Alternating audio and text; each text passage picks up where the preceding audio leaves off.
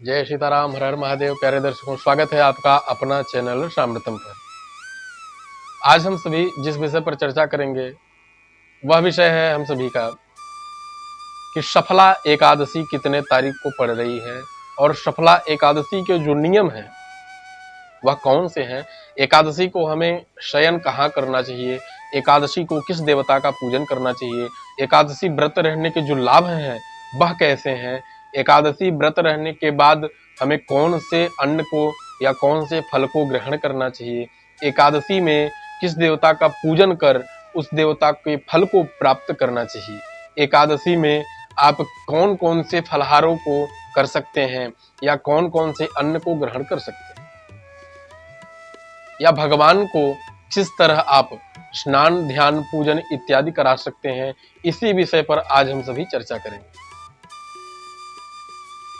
यदि आप चैनल पर बिल्कुल नए हैं तो आप चैनल को सब्सक्राइब कर लें, चैनल पर निरंतर जुड़े रहें, क्योंकि प्रत्येक एकादशी से लेकर के जितने भी त्योहार आते हैं, जितनी भी राशियां हैं, यहाँ पर आपको प्रत्येक वीडियो प्राप्त हो जाएंगे।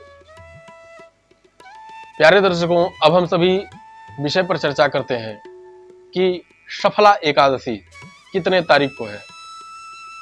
सफला एकादशी तो आप सभी हिंदी के अनुसार समझ रहे हैं, एकादश यानी 11, लेकिन अंग्रेजी के अनुसार, अंग्रेजी दिनांक के अनुसार वह एकादशी कितने तारीख को पड़ रही है। तो ध्यान दें, इस बार की जो एकादशी है इसमें वैष्णव और गृहस्थ, जो सन्यासी वैष्णव हैं या जो गृहस्थ भक्त हैं, या कभी कभी दोनों के लिए अलग अलग एकादशी या 2 दिन एकादशी पड़ जाती है। इस बार की एकादशी जो है एक ही दिन है और एक ही दिन गृहस्थ को और सन्यासी को या वैष्णव को एक ही दिन व्रत रहना है।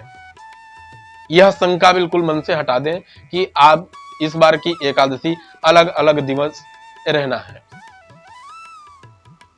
अब पारण का जो समय है या दिनांक जो है, तो दिनांक को सर्वप्रथम ध्यान से श्रवण कर लें कि 7 जनवरी को सफला एकादशी मनाई जाएगी। 7 जनवरी को सफला एकादशी है और 8 जनवरी को उसका पारण है। तो जो 8 जनवरी को उसका पारण है, तो 8 जनवरी के पारण में या पारण के विषय में आपको अगली वीडियो में यह जानकारी दी जाएगी। पहले पद्मा एकादशी के बारे में हम सभी जान लेते हैं। सफला एकादशी के माफ करें, सफला एकादशी 24 एकादशियों में से बहुत ही लाभकारी और अत्यंत लाभदायक एकादशी है। इस एकादशी के दिन व्रत रहने से भगवान नारायण अति प्रसन्न होते हैं। कहते हैं कि जो सफला एकादशी का व्रत रहता है, जो भक्त सफला एकादशी का व्रत धारण करता है, उसके जीवन में जितने भी कष्ट हैं, मैं सभी कष्टों का हरण कर लेता हूं। तो सबसे पहला पॉइंट जो है कि हमारे जीवन में जो कष्ट हैं, जब कष्टों को जिन कष्टों को हम झेल रहे हैं, वह भगवान नारायण, भगवान हरि उसे हरण कर कर हमारे जीवन में सुख शांति प्रदान करेंगे, ऐसा भगवान कहते हैं। अब सफला एकादशी के दिन आप व्रत रहें तो व्रत में प्रातः काल सूर्योदय से पूर्व आप शैया को अवश्य त्याग दें। यह मैं प्रत्येक वीडियो में बोलता हूँ। शैया का त्याग आप प्रातः काल में जल्द से जल्द करें और स्नान इत्यादि करके निवृत्त होकर के आप भगवान नारायण, सूर्य नारायण को अर्घ्य अवश्य देवें, पीला चंदन डालकर। उस दिन केले के वृक्ष का पूजन करें, या केले का वृक्ष नहीं है तो भगवान नारायण की प्रतिमा या छाया चित्र आपके घर में रखी है तो उसका विग्रह है तो उसका पूजन करें। तुलसी पत्र लगा करके भोग लगावें, स्नान कराएं इत्यादि पूजन की जो विधि है उसे विधिवत पूजन वूजन करके भगवान को आप उस दिन व्रत में दुग्ध का फलाहार कर सकते हैं।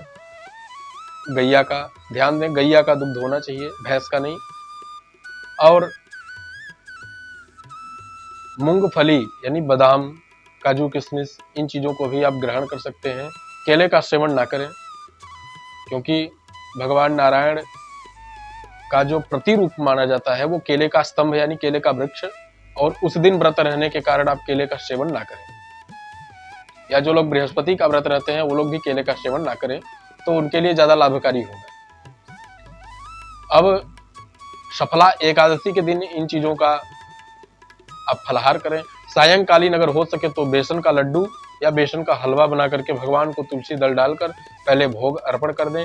इसके बाद उसी भोग का आप फलाहार करें, प्रसाद पाएं, यह आपके लिए लाभकारी होगा। शयन करने का जो स्थान है वह शैया नहीं होनी चाहिए, आपको भूमि पर शयन करना चाहिए। व्रत इत्यादि में, किसी भी व्रत इत्यादि में आपको भूमि पर शयन करना चाहिए। भूमि शयन से भगवान अति प्रसन्न होते हैं और माता धरती की यानी माँ पृथ्वी की और ऊपर वाले प्रभु की साक्षात कृपा बनी रहती है। मन में निगेटिव विचार नहीं आते हैं, पॉजिटिव विचार आते हैं भूमि शयन से। अन्न पाचन में या फलाहार पाचन में परेशानी नहीं होती है भूमि शयन से। तो भूमि शयन के कई सारे लाभ हैं, और वीडियो ज्यादा बड़ा ना हो इसलिए वीडियो को यहीं पर समाप्त करते हैं। सफला एकादशी के विषय में एक और वीडियो 8 तारीख को प्रातःकाल मैं डालूंगा, जिसमें पारण का भी समय रहेगा। आप उस वीडियो को अवश्य देखें। जय सीताराम, हर हर महादेव।